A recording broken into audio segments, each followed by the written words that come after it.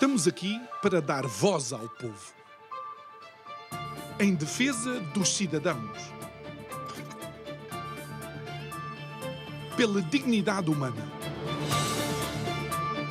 Todos temos deveres, mas também todos temos direitos. Será que existe justiça? Isto é o povo a falar.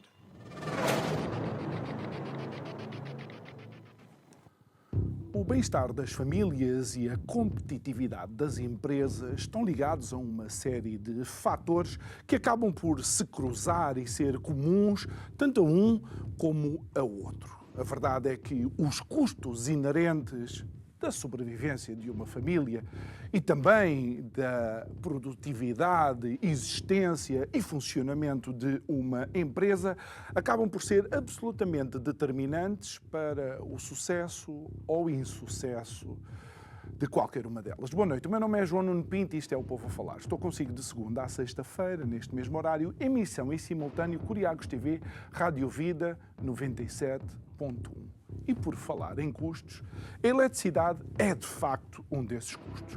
Mas em Portugal, à eletricidade acresce complexidade, intermitência, os cais, as feed-in tariffs, num cocktail de ingredientes que faz tudo e mais alguma coisa, menos baixar o preço da eletricidade na fatura dos clientes. Digo eu que não percebo nada disto.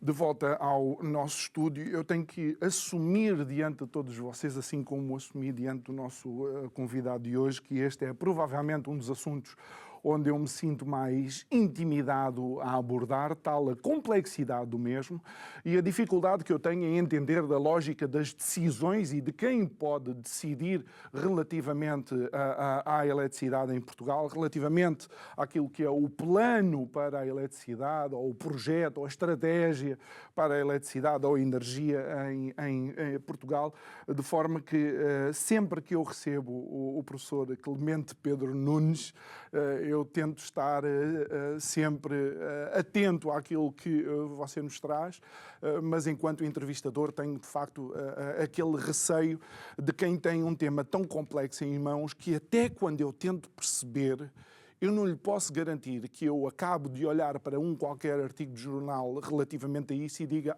agora entendo o que é que está a acontecer. Professor, boa noite, obrigado por estar aqui connosco uma vez mais. E vamos começar por que de facto eu li o artigo e não consigo entender, que é a questão da turbogás e da central do Outeiro. Do Outeiro. Como é que algo tão um pilar tão importante da sociedade é deixado andar e o contrato vai terminar e já se sabia e ainda não há uma perfeita definição? Muito boa noite. Tem toda a razão. A notícia e o artigo que citou e que eu conheço revela uma situação que é quase inacreditável. A Tapada do Outeiro tem um contrato, que é um chamado CAI, Contrato de Aquisição de Energia. É uma central que serve de backup, ou seja, garante que não há apagões quando faltam as duas componentes principais que estão incluídas no sistema elétrico português, que são ambas intermitentes, a eólica e a fotovoltaica. E, portanto, esse contrato acaba em 31 de março, creio que é a data, de 2024, e o governo, que agora está em gestão, mas na altura não estava, não renegociou a sua continuação ou uma alternativa que garante que o sistema não colapsa devido às intermitências das eólicas e das fotovoltaicas. Portanto, aquilo que se passa, de acordo com o que está no artigo e com a notícia que eu tive acesso, de facto eu percebo que do lado da empresa que explora a central da Tapada do Outeiro, os custos poderão aumentar, porque eles não têm um sistema organizado a tempo, a prazo, de visibilidade, que permita escolher a melhor das opções. Já agora permita que me diga, é de facto inacreditável como é que nós em Portugal temos um sistema elétrico onde não há planeamento. E se propõe fazer, por exemplo, leilões de fotovoltaicas offshore de milhares de megawatts, sem ter percebido como é que isso entra no sistema e quais são os backups e quais são os utilizadores em termos de planeamento. Porque das duas uma, ou essas entidades entram a preços de mercado e de oportunidade, e podem não conseguir entrar no mercado, porque, como sabe, temos feed-in tariffs ou sistemas equivalentes que vão funcionar até 2028. Repare, os números aritméticos são simples. O consumo em vazio, que inclui os domingos, os sábados, domingos e feriados, em Portugal anda pelos 4.000 megawatts. Já tem hoje, entre fotovoltaicas e eólicas, qualquer coisa acima dos 8.000 megawatts. Dos quais cerca de perto de 7.000 têm feed-in tariffs.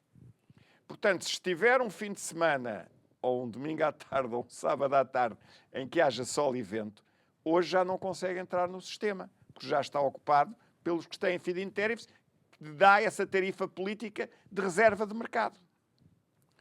Portanto, mesmo que queira vender a 0,5 euros por megawatt-hora. Mais competitivo. Mais competitivo. O professor, há uns programas, deu o exemplo dos 300 do cafezinho. Exatamente. Há ali uma rua cheia de cafés, não é? Aquele ali tem a receita garantida, mesmo que ninguém lhe vá tomar o café. Exatamente. E os outros não têm clientes. Porque... Nem que deem um café, ninguém pode lá ir buscar. Ninguém pode lá ir buscar. Isto é o que se passa com as feed-in tariffs. Ora, numa situação dessas, a pergunta que se faz é, espera lá, mas isto é aritmética, então eu já tenho 8.000. Dizem que vão fazer mais 6.000 ou 7.000 ou 8, entre fotovoltaicas e eólicas offshores. Quem é que lhes vai comprar? Ou estão à espera que o governo decrete que eles têm direito a ter um preço ou um benefício mesmo que não vendam? Essa é a grande dúvida. Estou a perceber. Porque se tem uma produção, repare, se juntar 8.000 a mais 6.000 das fotovoltaicas e mais 5 ou 6.000 das eólicas offshores, tem 20.000 megawatts de potências intermitentes. Quando as tiver, ou se tiver, admito que não tenha o vento todo, mas se tiver 80%, tem 18.000 megawatts. O mercado está nos 4.000. O que é que acontece ao resto? Ou os outros não vendem? E como é que isso afeta a exploração desses investimentos? E essa é a dúvida. Porque neste momento a generalidade das potências instaladas, não a totalidade, mas a grande maioria, tem feed-in tariffs. Depois o segundo problema tem a ver com a situação da tapada do outeiro. Se tiver essas unidades com feed-in tariffs, quando não há vento, quando não há sol, uma noite sem vento, por exemplo, o sistema não tem alimentação. Então tem que ter alguém que vá vender, que vá arrancar uma central, ou vai-se comprar a Espanha, como se tem comprado muito, mas Espanha pode não estar disponível. Exato. Não tem obrigação nenhuma de estar. Portanto, ou faz o tal contrato como existe ainda até 31 de março com a tapada do outeiro, ou tem que ir a correr umas horas antes, telefonar a uma central que esteja aí disponível, o senhor, por favor, é capaz de arrancar, e ele pede o preço que quiser. E o consumidor paga. E a questão é que se diz que a tapada do outeiro pode, ou é essencial, até para além da vida expectável que era deste CAE. É essencial haver potência firme, de acordo com os estudos que eu li, no mínimo 2.000 megawatts, no mínimo, para garantir que não há apagões. Porque se não existir, repare, há outras centrais em Portugal que, tanto quanto sei, não têm cais. Central da Figueira da Foz, Central da Lesíria, há uma central a gás também no Pego, onde havia a central de Carvão, mas há uma pequena central a gás. Só que essas centrais não são obrigadas a produzir. Não tendo um CAI, não tendo esse contrato. Portanto, o que é necessário para reduzir os custos é planear e ser transparente. O sistema que mais necessita de planeamento é o sistema elétrico. Porque a eletricidade não se armazena, porque a eletricidade é necessário em qualquer momento, porque é essencial para a saúde, para a vida. Veja lá os elevadores, os hospitais, tudo isso. Em que a eletricidade está a ter um papel cada vez maior de acordo com o planeamento do próprio Estado, do próprio Governo. Carros elétricos, carregamentos elétricos, etc. Então, e não se planeia? Não há um planeamento do sistema elétrico em que entre-se com os custos e depois vá-se buscar a solução mais económica? Porque o que estamos a ver, nomeadamente no artigo, é que depois, em desespero, vai-se pagar o que for preciso. O que for. E essa é que é a questão. Porque um dos argumentos que foi utilizado para deixar que a negociação, eventualmente, para esta central seja a eventualidade de um novo governo. Só que, do meu ponto de vista, estas são daquelas áreas que são tão estratégicas que mais vale... Quer dizer, está o outro governo a entrar e tem logo um contrato destes para negociar? Decidiu-se tanta coisa a correr nestas últimas semanas. Até aquela resolução sobre o TGV. Por exemplo... que também é extremamente controversa. A poucos dias de perdermos o dinheiro que tinha sido... Pois, não sei o que está por trás, e com a história da bitola ibérica europeia não vou entrar por aí, mas são histórias muito complexas, muito complexas. Agora, o que eu digo é o seguinte, o Governo sabia desde sempre que isto ia acabar em 31 de março. Nunca por nunca, um ano antes era o mais tarde para ter a situação organizada. Até porque isto exige saber que opções é que se vai tomar. Vai-se fazer um concurso? Vai-se dar alternativas de outras tecnologias? Qual é a mais barata? Repare, as tecnologias que existem para fazer face a apagões, ou é centrais a gás, ou é a bombagem de barragens, ou tem os sistemas de baterias daqueles mega, enormes, gigantes. Mas para isso tem que saber qual é o mais económico. Porque o que interessa ao consumidor, o que interessa à economia, é que ter a solução mais económica que satisfaça as suas necessidades. Portanto, é inacreditável como é que não era preciso ter... Quer dizer, a desculpa do Governo ter caído em novembro não colhe. Porque um ano antes, ou seja, em março de 2023, ele tinha a obrigação de ter o sistema resolvido, ou pelo menos resolvido.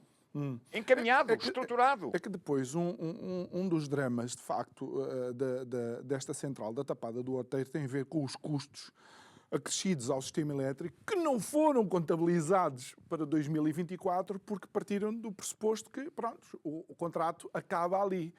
A verdade é que, sendo essencial para manter, digamos, energia fixa, alguém vai ter que lhes pagar.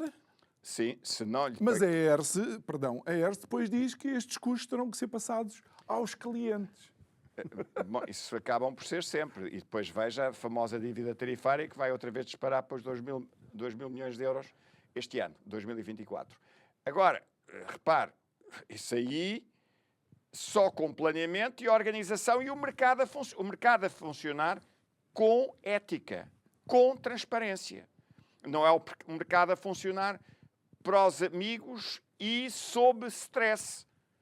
Porque quando, repare, suponha que não fazem esse contrato com a Tapada do Outeiro, que é uma situação lógica para um curto prazo, mas é por uns 3 ou 4 meses. Depois tem que haver um programa, organizado, um concurso, dizer assim, o que é que o Estado definir, o Governo definir, o que é que nós precisamos de potências firmes para fazer face à intermitência da eólica. 1000 megawatts, 2000 megawatts, 1500, 3000. Planeia-se, estuda-se, mete-se nos computadores, inteligência artificial e tem um resultado. Suponha que são 1500 megawatts. Quem é que está disponível para entrar com 1500 megawatts ao mais baixo preço possível? E depois escolhe-se a melhor opção. Que pode às vezes nem ser o preço. A melhor opção, o preço é um dos fatores. O preço é um fator. Para... Se cumprirem aquelas metas, suponha com 3 horas de antecedência, isto é dar-lhe um exemplo, para ser fácil. 3 horas de antecedência, dizer ao meu amigo que tem que avançar com 1500 megawatts. Tem que se comprometer, assina um contrato, sim senhor. 3 ou 4 ou 5, e depois negocia-se, ou 2, negocia-se. Agora, se não acontecer isso, se não fizerem esse contrato, ou esse concurso, ou esse estudo, o que é que acontece? Não há obrigação. Não há obrigação. Portanto, num momento qualquer, hoje à noite, é necessário, no meio da semana, é necessário, na ponta da noite, por exemplo, que é um caso que acontece, 8h30, 9 horas, faltam 1000 megawatts.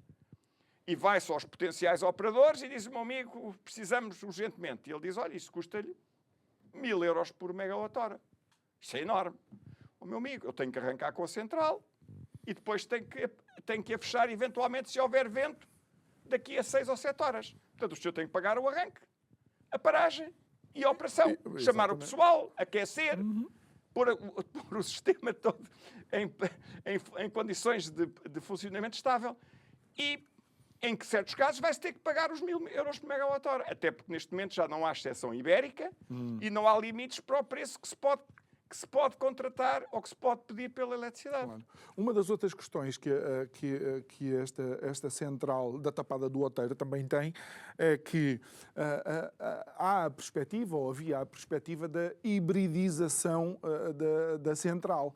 Só que se eu fosse o dono da central e não tivesse uma definição contratual em termos do futuro, eu não avançava com as peças que são necessárias, a engenharia que é necessária. Com certeza. Portanto, nós, no fundo, as opções políticas, no fundo, é que nos estão a trazer os custos adicionais à fatura. Exatamente. É a questão da luta contra as emissões de CO2, que passa à frente de tudo. Repare, se você vir o Plano Nacional de Energia e Clima, que é o mero indicador de números de produção, mas não tem qualquer análise comparativa de custos. Zero.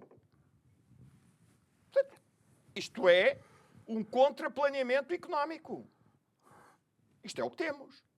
E o caso da Tapada do Outeiro é a cereja no topo do bolo. Como é possível que uma central que, de acordo com as melhores análises, é fundamental para que nós possamos estar tranquilos relativamente a um apagão. E não houve uma renovação, planeamento. E não se estudou a sua respectiva renovação do contrato ou de alternativas credíveis a que isso funcione. Nem se estudou a situação global, por exemplo, dos custos alternativos ter que ir ao mercado a preços ultrainflacionados. Portanto, isto é uma situação que revela bem de uma incapacidade total de governação. E, professor, estes contratos, ou alguns destes contratos também, até quando é que vamos ter que os carregar? E imagine que entra um novo governo que olha para isto e diz que, de facto, esta arquitetura não é a mais benéfica. O que é que pode ser feito, se é que pode ser feita alguma coisa?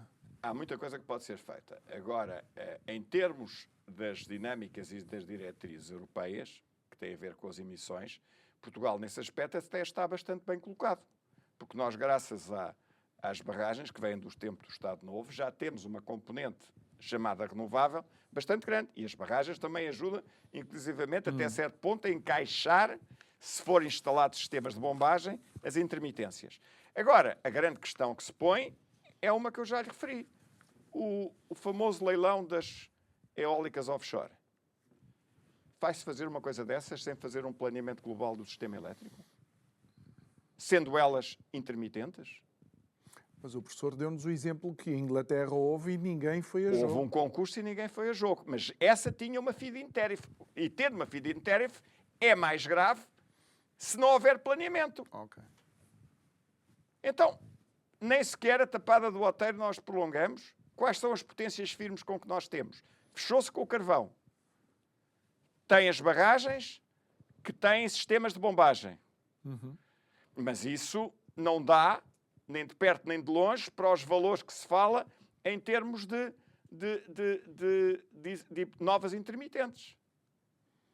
E a questão que se pode pôr é, e dá-se feed-in tariffs às novas intermitentes, por exemplo, fotovoltaicas? E aí está, as tarifas de acesso à rede, que são o bolo onde cai isso tudo, depois incham. E tem a situação atualmente das tarifas de acesso à rede que dispararam. Apesar de ter sido chutada uma grande parte desses custos para uma dívida tarifária que vai já nos 2 mil milhões de euros novamente. Algo que também se menciona, o professor já mencionou há pouco, é que a Espanha eventualmente até pode não ter energia disponível para nos vender, daí o ser essencial a Tapada do Outeiro. Mas todos os anos há simulações de stress ao sistema elétrico e aí já está mais do que comprovado o pilar que é para assegurar a energia a tapada do Absolutamente. Outeiro. Depois de acabar com as centrais a carvão, que no seu conjunto era cerca de 1.800 megawatts, se não me falha a memória, as duas de Pego e Sines, é evidente que o tapada do Outeiro é fundamental. Ou essa, ou contratar com outra. Mas aí tem que se negociar. Repare, nesse planeamento elétrico, um outro elemento que tem que entrar é saber quando é que entra em funcionamento o reforço das interligações entre a Espanha e a França, que vai passar para os 5.500 megawatts. Os últimos números que vi apontavam para 2028, mas não eram oficiais ainda.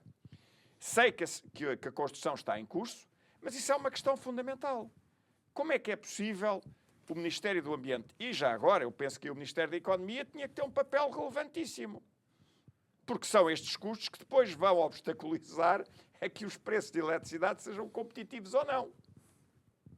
Repare, depois fala-se nas soluções de hidrogênio, de baterias, da central a gás, mas tem que se estudar os respectivos custos. E depois a Comissão Europeia tem uma posição um bocadinho esquizofrénica, porque, de acordo com os princípios até do Tratado de Roma, como sabem, é a economia social de mercado. E, portanto, eles estão muito agarrados aos preços marginalistas da eletricidade. Mas a eletricidade não é uma mercadoria que se armazene.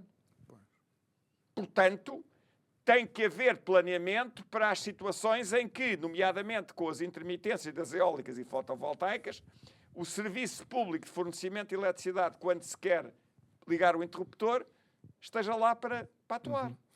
E, portanto, repito-lhe, a área onde é mais necessário o planeamento estratégico, que é o sistema elétrico, não existe qualquer planeamento estratégico. Isto é inconcebível, sob o ponto de vista de uma gestão pública, uma gestão política de um governo. Como se deixou chegar aqui é inacreditável. E só para terminar esta nossa passagem pela tapada do Outeiro, é que num contexto de crise, a tapada do Outeiro é essencial. Foram feitos alguns estudos que falam do loss of load expectation e que mostram que se tivéssemos um ativo permanente como a tapada do Outeiro, podíamos estar, entre aspas, descansados, no sentido em que eu penso que a eletricidade tornou-se em algo tão, e desculpa a expressão, vulgar, que nós não nos passa pela cabeça o que é um apagão generalizado. Era bom que as pessoas também recordassem ou pensassem no que isso pode significar para uma cidade, para um país. Para umas indústrias, repare, todas as indústrias que vivem hoje da robótica e da digitalização, repare, os bancos, os sistemas digitais, o funcionamento de um parque de estacionamento, já viu que era os clientes todos ficarem bloqueados dentro de um parque de estacionamento por não poderem sair, não poder haver faturações. Repare, um apagão hoje numa sociedade sofisticada e digitalizada como a nossa, máquinas ligadas a robôs, se tiver um apagão, elas podem, pura e simplesmente, partir-se, bloquear. Repare o que é um sistema de robótica que está ligado a fornos ou ao movimento de peças que pesam toneladas. Ela entrou em colapso, bate no sítio errado, todo o sistema claudica. E isso só reforça, de facto, esta necessidade de planeamento. Absolutamente. E demonstra o quão leviano tem sido o tratamento do governo. Absolutamente. Absolutamente. Aí só temos uma pequena vantagem. É como Espanha é 5 ou 6 vezes maior que nós, se nos faltar 1.000 megawatts, a eles é mais fácil virem socorro. Porque repara, a Espanha continua a tem o nuclear, tem o gás, rearrancou com o carvão e tem a hídrica. Portanto, tem 4 potências firmes. Nós, neste momento, só temos o gás, com a tapada do Outeiro garantida, ou temos que ter outro, e temos até onde chegar as bombagens, mas que não dão para tudo, nem um pouco mais ou menos. E esse gás é o da Nigéria ou de Marrocos? O de gás é o que vier de Marrocos, passa por Marrocos, mas é da Argélia. É da Argélia, exatamente. Mas ou é comprado a outras entidades. Agora, se uma central não sabe o que vai produzir, por exemplo, em abril, tem que ir ao mercado spot e pode pagar muito mais nos contratos que eles tinham, anuais, que eram mais favoráveis, e contribuíram para reduzir os preços, por exemplo, em 2022 e 2023. Muito bem. E nós temos aqui o professor, a data é próxima do final de janeiro, não é, por assim dizer, um mau agouro, mas janeiro vai mostrar nas tarifas das famílias e também das empresas, obviamente, o aumento que vai haver no custo da eletricidade. Mas, mais uma vez, aquilo que está a mover esse aumento é também uma opção política. As tarifas de acesso à rede são basicamente opções políticas onde estão os custos das intermitências, onde estão os custos dos backups necessários para evitar os apagões provocados pelas intermitências. Isso está tudo aí, para além de questões mais sociais, como a equiparação das tarifas nas ilhas, nas regiões autónomas da Madeira dos Açores, e depois uma série de custos, digamos assim, autárquicos de passagem de cabos e outras questões que também têm um pequeno peso, mas que é pequeno. O grande elemento das TARs é as famosas CIEGs, custos de interesse económico geral, onde estão exatamente os custos das intermitências. E é ligado a esses custos das intermitências e dos CIEGs que está a famosa dívida tarifária do setor elétrico, que está às costas dos consumidores. É que, para além do que aquilo que os consumidores pagam, ainda está a aumentar a dívida que eles têm para pagar no futuro. Ainda por cima com juros. No futuro. Exatamente. Ou seja, eu sei que a luz que nós vemos do Sol foi a que o Sol emitiu há 8 minutos atrás. Mas irmos pagar no futuro, ou estarmos a pagar agora a eletricidade do futuro é uma coisa... Exatamente. Não, é tremenda. Exatamente. Nós começámos com a dívida tarifária em 2008, estamos em 2024, 16 anos depois, e continuamos com uma dívida tarifária. E houve um aumento. Nós falámos sobre isso. Subiu até 2015, depois desceu bastante, e agora, para grande espanto, volta a subir de forma drástica.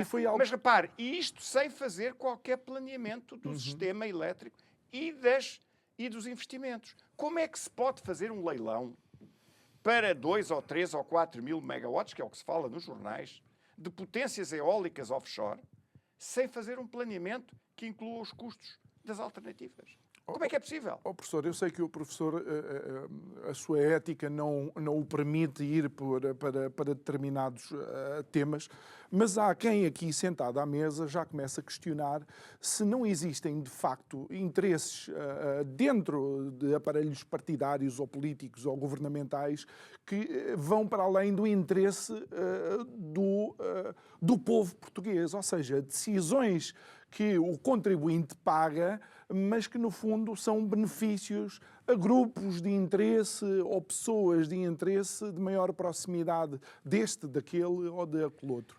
Fica difícil para o cidadão comum. Eu tenho, como referiu, como nota, e estamos num período eleitoral ou pré-eleitoral, portanto é muito importante que os eleitores escolham as pessoas que têm, e os políticos, que oferecem as melhores qualidades de ética e de responsabilidade e de qualquer fuga a questões de corrupção ou outras. O que me compete dizer são as questões técnicas que estão subjacentes ao sistema. Depois as pessoas tiram as conclusões ou analisam os dados. Agora, o que eu repito é o seguinte: não é possível termos um sistema elétrico que satisfaça a competitividade da economia se não houver um planeamento exigente e se as empresas não forem dadas as mesmas oportunidades de venderem ao melhor preço, esforçando-se com novas tecnologias, inovação e tudo isso. Repare, este é o princípio da economia das PMEs. Desde o restaurante até à mercearia, até às empresas de moda, sapataria, o que quiser, elas estão no mercado para atrair clientes através de um produto que funcione e que seja o mais adequado aos interesses de quem compra.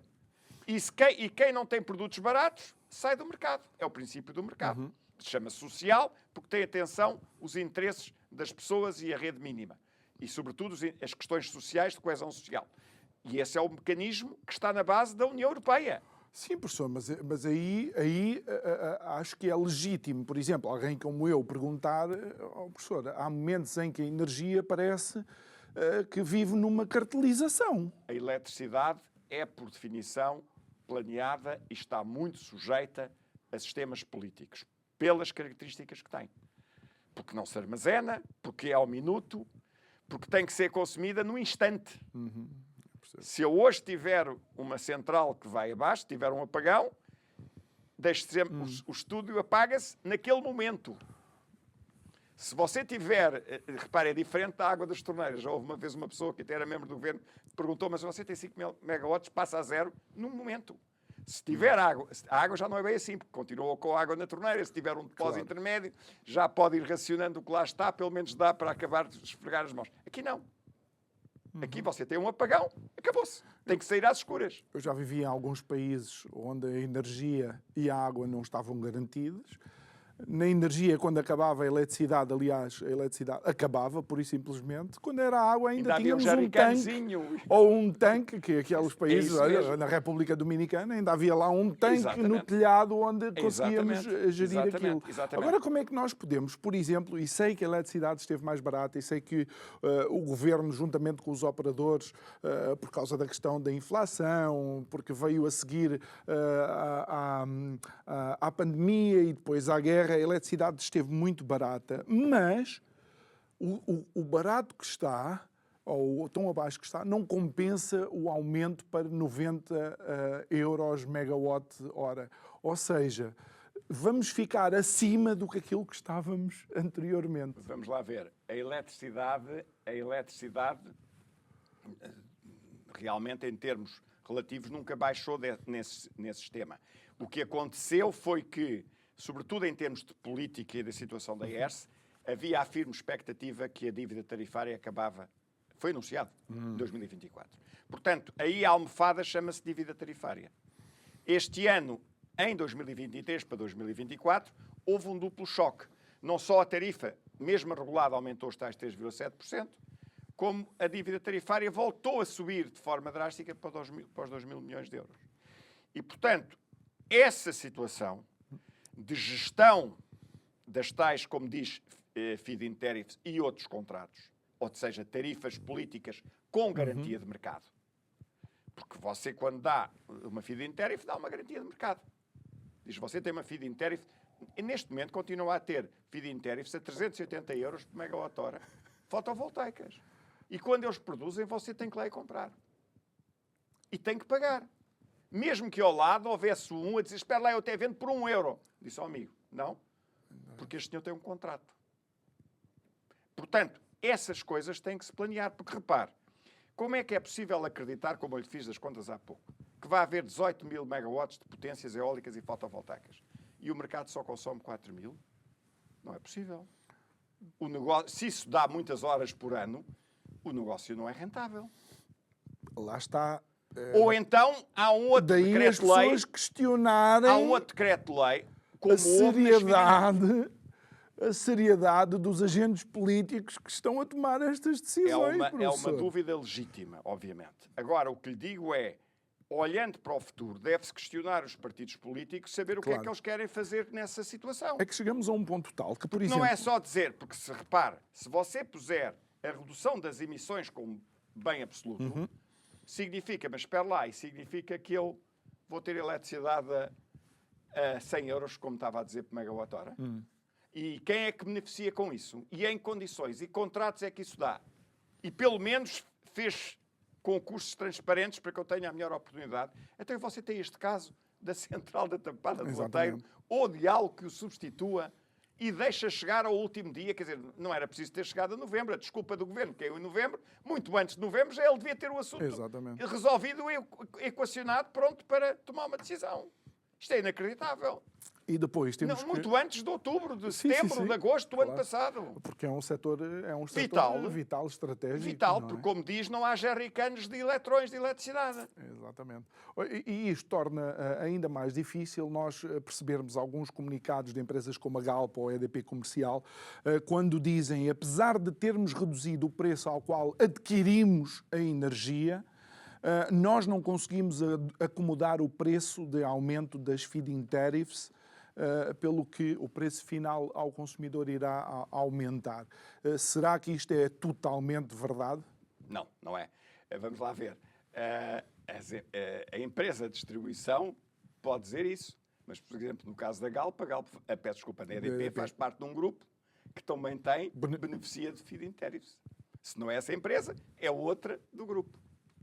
Portanto, a tarifa de acesso à rede pagam as intermitências, como pagam o custo dos backups de intermitências. Porque, repare, o que dá as feed-in tariffs ou as tarifas políticas é dizer, o meu amigo tem um produto intermitente, que é necessário, por causa disso, ter um sistema extremamente complexo de encaixe de cobertura de apagões. Mas o seu negócio acabou e você não tem mais nenhuma responsabilidade.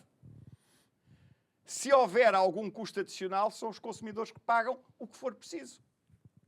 E é assim que vivemos desde o governo do Sócrates. Com o sistema das feed-in tariffs, que foram estabelecidas por 15 anos desde o momento de arranque. Portanto, vão ficar até pelo menos 2028. Sistemas de reserva de mercado de tarifas garantidas. De reserva de mercado. De reserva de mercado. Porque o problema é que ninguém entra lá se as lá estiverem. Está a perceber porque é difícil ter uma conversa consigo relativamente a isso? É que aquilo que o professor põe em cima da mesa é tão anti-mercado e livre funcionamento de mercado. No fundo, é anti tudo aquilo que, por exemplo, a União Europeia ou a Comunidade sempre quis representar. Totalmente. Mas aí a União Europeia, vamos lá ver, tem que se reconhecer que tem que haver leilões de potência, se tiver potências intermitentes, como tem, como a própria União Europeia acha muito bem, para reduzir as emissões, etc., as renováveis intermitentes, então tem que se planear a existência de sistemas de backup ao mais baixo custo possível. Se é o mais baixo custo possível, tem que se planear e tem que dar oportunidades às pessoas. Repare, o exemplo que eu lhe dei há pouco, diz assim, eu tenho que ter 1000 megawatts que estejam prontos a entrar quando o sistema ameaçar entrar em ruptura. Quanto é que você me leva por esses 1000 megawatts? Pode vir de baterias, pode vir de centrais de bombagem, pode vir da central da Tapada do Outeiro. No limite poderia vir de Espanha, mas pronto, isso é do mercado externo, já estamos fora dos limites da soberania portuguesa. E depois qual é que é o mais barato? Ou pode ir comprar 500 megawatts às baterias e 500 megawatts à central, uma central a gás. Sim. Está a ver? Mas isso tem que se planear e fazer o concurso, para que os indivíduos vão lá e tentem reduzir o mais possível o preço, admitindo que não há cartel. Exatamente. Exatamente. Mas admitindo que não há competição normal como você aqui, ou no mercado normal, você vai ao supermercado e diz, eu vou comprar o óleo, ou a manteiga, ou a margarina, qual é o supermercado que me vende mais barato? Ou a própria gasolina, pode-se dizer que há um cartel, que são poucos, que é o oligopólio, mas você pode ir a uma ou outra, até podemos dizer os nomes das empresas, que você sabe, ou pode ir ao supermercado tal que lhe dá um desconto de 15%, exatamente. 15 cêntimos no gasóleo ou na gasolina quando compra, porque é lá cliente. Sim, ao contrário. Na eletricidade você não tem essa possibilidade. Mas está a ver porque é que isto é político, tal e qual como o professor diz? Porque se olharmos bem, o governo andou a acusar as gasolineiras de monopólio e cartel, e o governo fomenta o cartel, por exemplo, para a eletricidade. Isso é verdade. Isso é verdade. Não é? Isso é verdade. Quer, por exemplo, quer obrigar os bancos, obrigar em sentido, dar recados aos bancos, para os bancos competirem nas taxas de juro e tal, e não sei quanto, nos spreads, e, no entanto, é o governo que não permite que haja competição dentro da eletricidade. Absolutamente. Mas para haver competição saudável, tem que haver planeamento estratégico. Claro. Porque temos a tal situação em que a eletricidade não se armazena. Você ouve dizer hoje, olha, que o gasóleo vai subir, por exemplo, hipotético, não tem a ver com a realidade, 5 cêntimos na segunda-feira, espero que não aumente, mas 5 cêntimos, e você vai no domingo encher o depósito. Sim. À espera que na semana seguinte volte a descer. E, portanto, já nunca chega a comprar a preço mais alto. Na eletricidade, não. Ele tem que chegar lá ao momento, subiu, você paga. Porque você não armazena. Claro. Quer dizer, as possibilidades de ter lá uma bateria em casa, etc., sabe que são hoje ainda, e não sei se por muitos anos, mas quer dizer, é uma alternativa que você pode pôr, mas paga a bateria. E tem que ter o sistema capaz e as ligações e os quadros adequados e os contadores e tudo isso, que custa dinheiro. Professor, Portanto, esta questão da falta de planeamento da eletricidade é inacreditável, condenável. Estou a falar em condenável no termos económicos, não estou a falar de outras coisas. Sim, mas vem no seguimento daquilo que têm sido as políticas para o nosso país, em qualquer tipo de projeto de país, eu lamento dizer isso. É evidente que você diz e bem, e os indicadores de transparência e o índice de análise, digamos, da governance do nosso país está baixíssimo. E tudo o que se passou, o que deu origem a estas eleições antecipadas, tudo, são situações bastante aborrecidas, para usar um termo muito diplomático. Agora, a solução correta é fazer um planeamento estratégico, transparente, organizado, das melhores soluções, em que os vários operadores podem concorrer para prestar os serviços ao sistema, nomeadamente os serviços que evitem os apagões. Porque eu não estou a dizer que deve ser feito o contrato com a tapada do outeiro. Eu estou a dizer que tem que haver contratos que podem ser com a tapada do outeiro ou outra, que garantam que o sistema não tem apagões. E não fica a depender excessivamente do que se passar em Espanha. Como lhe digo, o facto de Espanha ser 5 vezes maior que nós dá-nos algum conforto, se eles não fizerem disparates, num caso de emergência, poderem vir salvar-nos, como vieram nos últimos anos. Sim, mas a um preço muito alto. O professor também disse há pouco que eles estão-se a preparar para começar a enviar alguma dessa energia, alguma dessa eletricidade para a França, não é? Aí pode haver dois fluxos, porque também quando a Península Ibérica estiver com falta, a França ligada à Alemanha e outros podem cá vir. Agora, repare bem, isso depois tem um preço. Nós pagámos em 2022 um valor recorde. Não há estatísticas ainda finais para 2023, mas sei que são bastante altas também. Mas em 2022 pagámos 1.690 milhões de euros de importações líquidas de eletricidade. Isto é um número estarrecedor. E que por isso teve o desemprego no Pego, a central do Pego está fechada e não houve alternativas nenhumas para as pessoas que lá estavam ou tiveram que ir para outro sítio trabalhar. Uma zona do interior, que é o Conselho de Abrantes. Repare, isto é uma situação extremamente grave. Então nós teremos que ter a coesão territorial. Temos uma zona do interior onde há 100 ou 150 empregos qualificados de alto nível e vamos fechá-los? E depois vamos comprar esse produto, a eletricidade de centrais a carvão em Espanha? Acha que é adequado? Quando fechamos as nossas. Quando fechamos as nossas. Não é? Eu já não falo do caso de Sines, falo do caso do Pego em Abrantes, que é um concelho do interior, ali no Médio Tejo. E, professor... E, portanto, o país, se quer ser competitivo, pois é que somos ultrapassados pela Polónia, agora até pela Roménia, pela Eslováquia e tudo mais.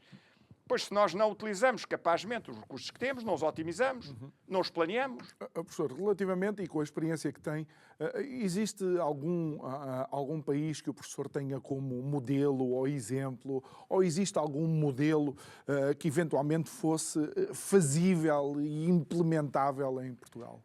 Olha, eu o que lhe digo é o seguinte, nós, se tivéssemos com o sistema hídrico que temos, que apesar de tudo tem algumas virtualidades, em termos de preço e emissões, eu cito sempre o caso da Finlândia e da Suécia. Mas repare, por exemplo, os próprios Estados Unidos da América têm uma situação com todas as suas diversificações e os vários estados e as várias flexibilidades, em que têm todos os ingredientes no sistema. E depois o mercado funciona. Inclusivamente o caso de Espanha, como eu lhe disse. A Espanha ainda tem o nuclear. Tem o nuclear, embora o governo diz que vai acabar, etc., sabem dizer que anunciar e fazer. A Alemanha fez esse disparate, mas a Espanha continua a ter. Mas há países com consumo de energia brutal e têm o nuclear cada vez mais limpo. Qual é o nosso principal problema? O principal problema é a dependência de fontes intermitentes, que entraram no sistema sem serem planeados.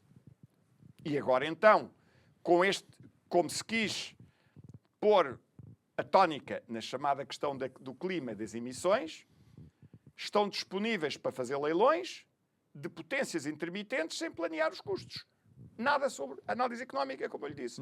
Como é que é possível fazer um leilão de eólicas offshore sem fazer um planeamento de custos e de alternativas? E depois, ao mesmo tempo, fala-se no hidrogênio. Mas como é que se faz a comparação?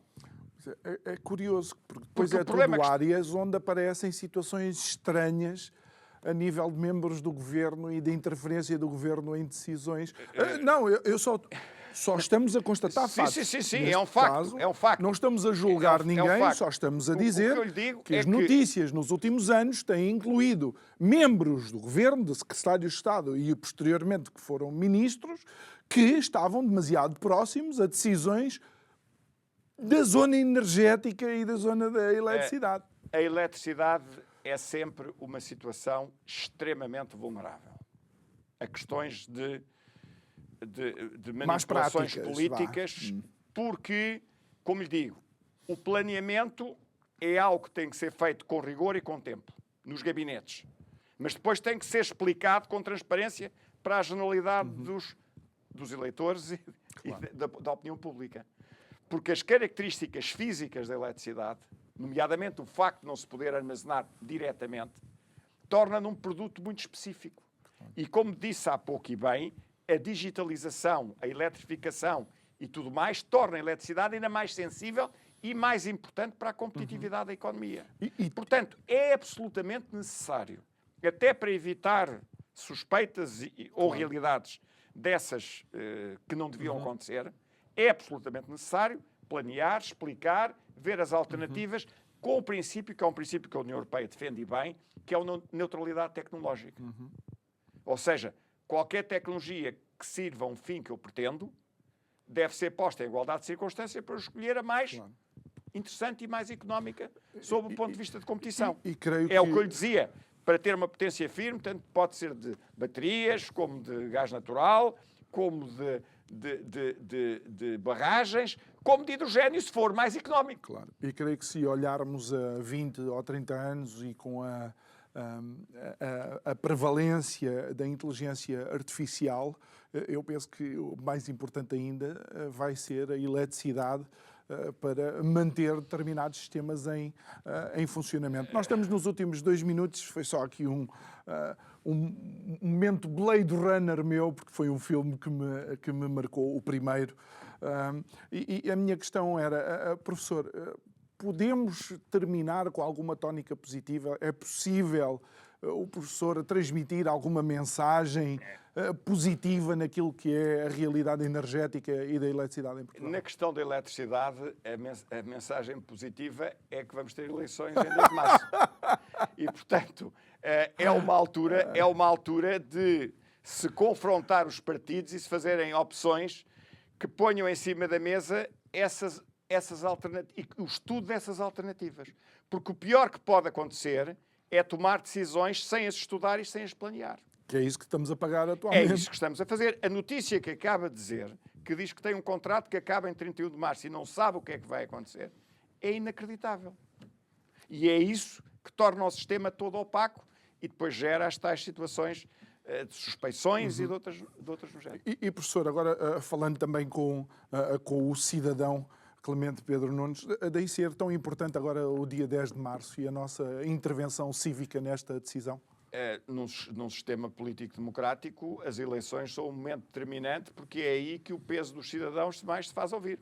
E tem o direito do voto. E a abstenção, infelizmente, tem sido a mais pesada. É sempre mau. Agora, é evidente que tem que se pedir e tem que se exigir, e sobretudo, e nesse aspecto o vosso programa é importante, tem que se perceber e tem que se ter conhecimentos para se poder exigir. Muito bem. Professor Clemente Pedro Nunes, muito obrigado mais uma vez. Obrigado. Espero ter podido ajudar a que leve esta mensagem aos nossos concidadãos, desta complexidade que é este sistema que que praticamente nos escraviza, podemos mesmo dizer assim. Resta-me agradecer a si que acompanhou esta semana de programas. Quero recordar que pode sempre rever estes programas subscrevendo o canal do YouTube do Isto é o Povo a Falar. Quando subscrever, não se esqueça de clicar lá no sininho, isso significa que vai receber a notificação sempre que colocamos lá um programa novo. Ir às nossas redes sociais, partilhar, se vir algum convidado que vai ser recebido aqui, que acha que é de interesse de algum familiar seu, envie. E resta-me também desejar-lhe um ótimo fim de semana. Segunda-feira estamos de volta para mais um Isto é o Povo a Falar. Obrigado.